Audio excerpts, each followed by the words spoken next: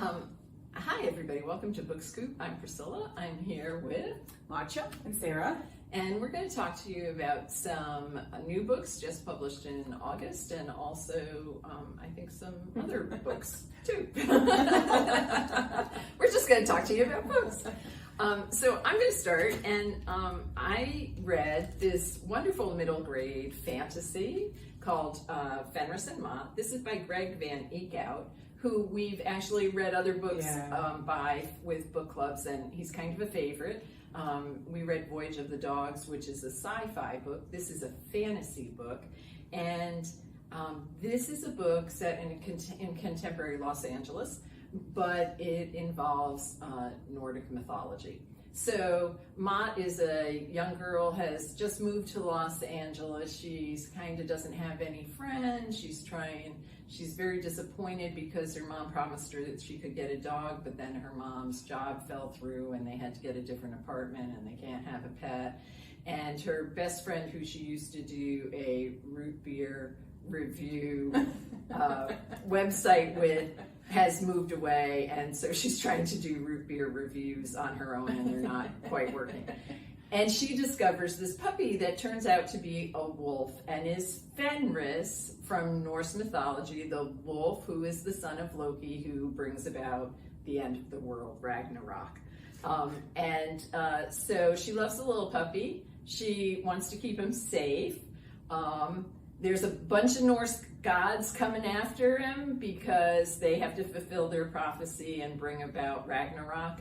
And so she's gonna save the puppy while stopping the end of the world.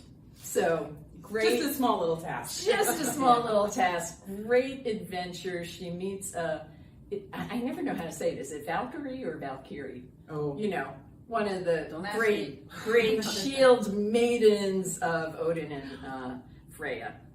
And the young Valkyrie and Mott set about trying to stop those Norse gods from bringing about the prophecy and the end of the world. And along with all that adventure and all that fun and all those things about friendship and keeping your promises, there's a lot of good stuff about the state of the world and like what we can do about it, you know? So great themes, great story, great adventure, and this book has the best twist ever. I was reading it and I was like, oh, because it does that thing that like a twist should do. It takes you totally by surprise, and then when you see it, you're like, why didn't I know that? Because that's obviously the thing that she needs to do. This is a delightful book. Everybody should read this, not just for kids. Okay? Fenris and Mott. So I have a quick question, two questions. So obviously everyone, but like if you're a kid, what age group? So I think she's about 12. Honestly, I think it's good for 5th and up, I would say. Okay. It does not, it's a lower middle grade novel, Mm-hmm. not something that needs to be read by older kids. And like for adults, there's really great stuff in here. They go to Helheim, which is the underworld where the dead are. It's in the mall.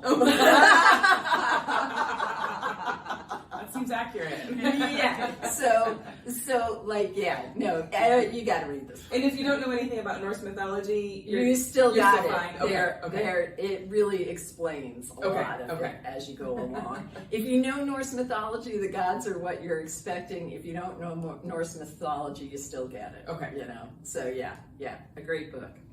I'm going to annoy Sarah here and mention a book that I did not read, but that is on my to-be-read list.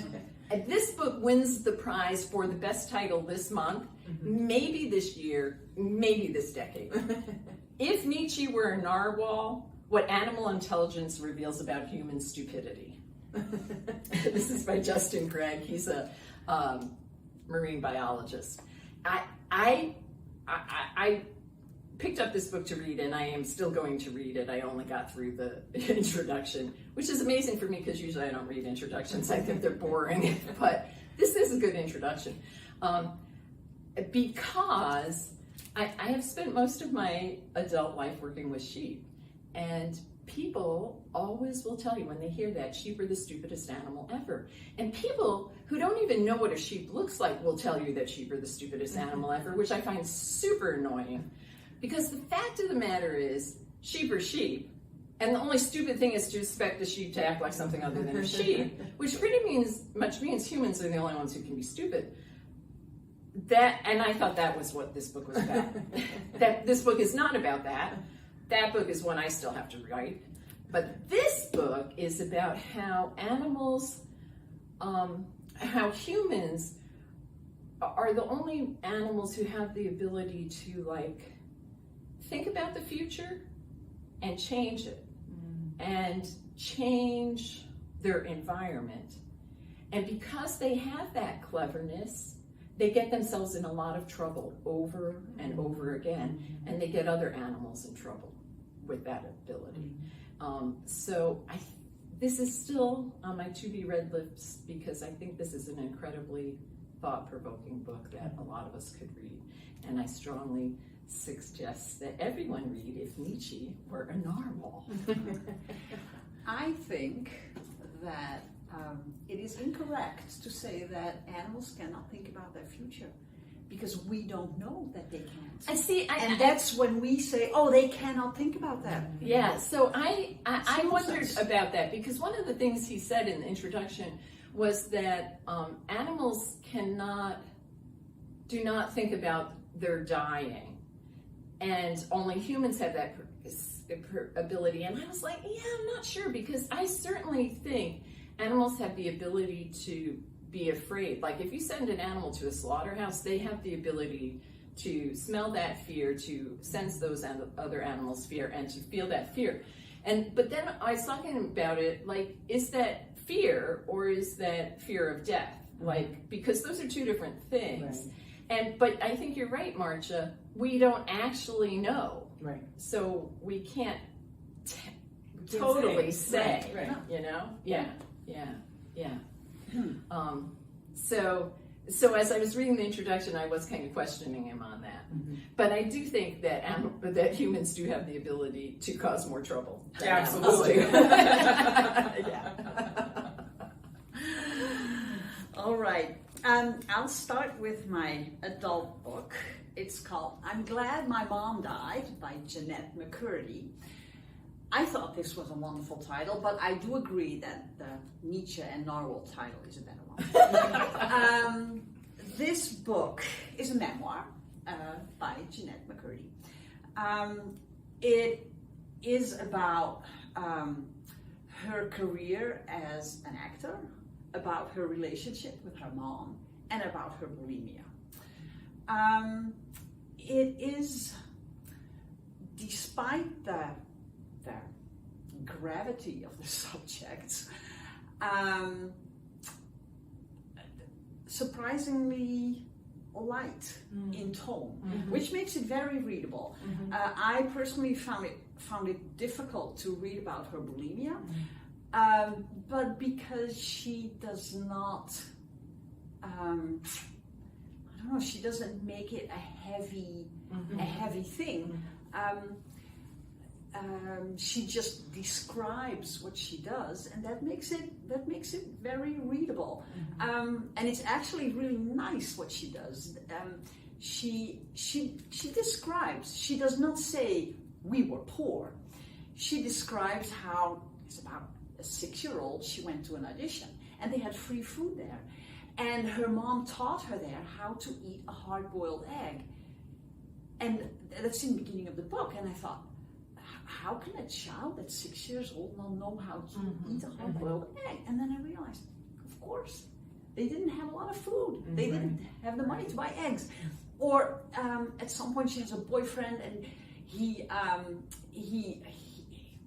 becomes religious, and he wants to go to church, and he wants to drag her along because it'll be good for her. So she goes along, and she never said, "Oh, this was so boring." She just describes how she fell asleep during the sermon. And that's very, very nice, because she doesn't describe, she shows what happens. And that's, I think that makes it a An very... easier way to read. Oh, yeah. And she also uses a lot of dialogue. So it goes fast. And Yeah. It's Dialogue helps oh, so yeah. much. Oh, yeah, absolutely. Yeah. Let me see if I had anything more. No, except for, obviously you get to know her very well, her and her mom. But she does have a very nice surprise in store about her mom towards the end of the book. That you cannot see coming. When you read it, you don't think, "Oh, why didn't I see that?" But still, it's a nice twist. So that is "I'm Glad My Mom Died" by Jeanette McCurdy. Then my second book is "The Mailbox in the Forest" by Kyoko Hara. This is a book for lower middle grades. Maybe 2, 3, something like that, grades 2 and 3. It is a book about the joy of writing letters and receiving letters. The protagonist in the book is Mayu, and when she stays with her grandparents, she finds a mailbox in the forest. She's by herself, and she finds a mailbox with an invitation to write. So she does, it's delightful. You know, it shows how you can write just very short letters and how great it is to get a response. A friend of mine sends a lot of cards, and it's always nice to find something in the mailbox. It's different from sending texts. And as you read it, you go, now, who could be sending her these letters? Is it a fairy? Is it another lonely child? Is it perhaps a princess? We don't know. And another thing that constantly goes through your mind as she corresponds, all right, this is nice while she stays with her grandparents, but what's going to happen when she has to go back home? And I'm not going to tell you. Just read the book, The Mailbox in the Forest by Kyoko Hara. And there's another book in this series too. Oh, is There's there? 2 of them, yes, and I don't remember what the other one is called, but by the same author, there's another book in this series. So. And the book has, for younger readers, lots of, I don't know if you can see this, but it has lots of nice illustrations that take up a lot of space, so it's easy for beginning readers to, to turn the pages. Yeah. Very nice. Very good. I went on a World War II reading spree, apparently. I did not plan that. So the first 2 are not new, but I figured if I'm talking about World War II, I might as well tell you the ones that I read. So the first one is an older middle grade, like I would say 8th, 9th grade, probably. This is Allies. It's written by Alan Gratz. We follow Dee, who is a young man who is on his way to Normandy. And Normandy was pretty awful, and it doesn't hold back a lot of punches about what happens in Normandy. Along the way, though, we meet a few other people. There's Samira, who is an 11-year-old girl, and her mom is part of the resistance, and she actually, well, maybe not the resistance, but they're spies, and so Samira has a part in helping the railroad explode. We meet James, who's a paratrooper, or paratrooper. Yeah. And his experience, and then we meet Henry, who is a black medic, and that's an interesting storyline as well. It's a good book. It's a very heavy book. There is a lot of death in this book, as what happened in Normandy. Older kids who are a little more mature, this is a great book for them to read. It's a lot of history. There's a lot of history in the back. The author talks about some of his research and talks about some of the parts of the story that he embellished and some of the parts that are actually true that he took from real life. That's actually really nice when they do that at the end. Yes. So, Yes. an idea of, oh yeah, this and this and that in the story. Yeah. It's You know, actually I true. didn't live during that time, Yeah. so like some of those details you hear about it, but like you don't hear some of the actual story. So that was nice. The next book, I just finished listening to this actually yesterday. This is called They Went Left by Monica Hesse, Hesse. I'm not sure how to say her last name. This is for older young adult, like I would say 11th and 12th grade. We meet Zofia, who is 18, and it's actually at the end of World War II when all of the concentration camps have been liberated. And what happens at the end of World War II? I mean, I think we hear about them being liberated, but we don't think about what happens with everyone. Yeah. And she was not well. She had been in an institution. Her body was not well, but her mind was not well either. And she wasn't sure what was real and what she was imagining. She lost her parents. She knew as soon as they got to the concentration camp, her parents went one way to the gas chambers, and she and her brother went the other way. And so after she got out of their hospital, her whole search was to find her brother Avik. And part of it is her search, part of it is her memories coming back to what actually happened, and part of it is family. So the family that she had and the family that she ends up with. It's also a very difficult read, but a very good book. And quite honestly, I didn't look in the back of this book because I was listening to it, but there is a note from the author. She explains how when you write a book about World War II, it's hard for people to understand. They think that you're embellishing what actually happened, Right. because the stories are so awful and so outrageous.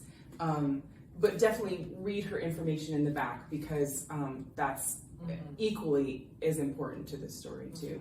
And then the one that is actually new is The Librarian Spy, and this is written by Madeline Martin. It's a very good book. It starts in 1943, and we meet Ava, who works in the United States for the Library of Congress, but she is sent to Lisbon, Portugal, and her job is to collect newspapers that might have information, I don't know what the right word is, make it into microfilm, and send it back to the United States.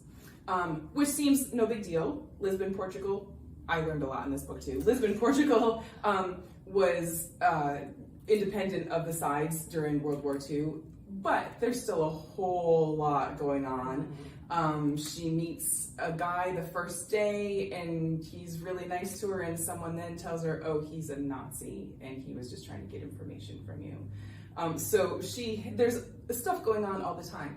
At the same time, this is 2 points of view. We meet Elaine, who is part of the French Resistance. And she is working in a printing press area, and they are printing one of those newspapers that Ava ends up picking up. And just the stories of the two of them, this goes through 1945, and how they connect, which it takes a while for you to figure out how they connect.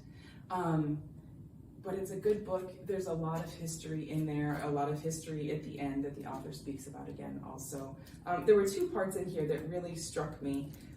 This one was Ava, so she is the US woman, and she's looking in Lisbon, Portugal. There's all of these refugees waiting for visas to try and get out to England, to the United States. And of course, the system is poor and they're just waiting and waiting and waiting. And she says, she learned that many refugees would rather forego a meal than miss an afternoon at the cafe where they could reunite with their countrymen and forget for one brief moment their circumstance. It was a marvel that community could do in such times of strife when all felt lost. And I just thought, oh, that's still relevant to today. And the other part, let me see. This is also Ava. Talking about, she was talking with this man who was her love interest, talking about reading The Secret Garden. And he says, perhaps that is the draw of books, that one night she was missing her mother, picked up The Secret Garden, and reading it, she learned that she was kind of like the girl Mary in the book. And he said, to show us the way, even when we think the path is too dark to see. And I think that's one of the things that, we feel here, that books are so important. They show us ourselves, they show us other people, they show different parts of life, and that's why books are important. So, yeah. I like that you pick your first quote about Portuguese people gathering in the afternoon, because that's one of the things I remember from being in Portugal. They have these pastry shops. Yes, they're and talking the about most food. marvelous pastries, and they take like an hour or 2 hours in the afternoon to meet each other and eat pastries. Yes, It's incredible. They kept talking about all the food in Lisbon and how wonderful it was, and yeah. Yes, but also a heavy book, but very good. Very good. I think it's so interesting, talking about what books teach you, and I think these heavy books, and yet you still find the people in them finding ways to live a joyful life. Absolutely.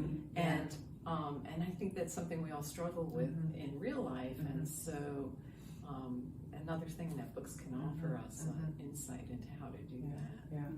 I do have to say, there's one spot towards the end of this book, I was telling Priscilla, that you want to put the book down, you don't want to continue reading. But go ahead, continue reading. It's okay. That is always the problem with heavy books. It's like, do I give up now or do I get through this? Yeah. So I think a lot of great selections there. Come and check them out. Yes, please do. And thank you for joining us for another episode of Book Scoop. Bye.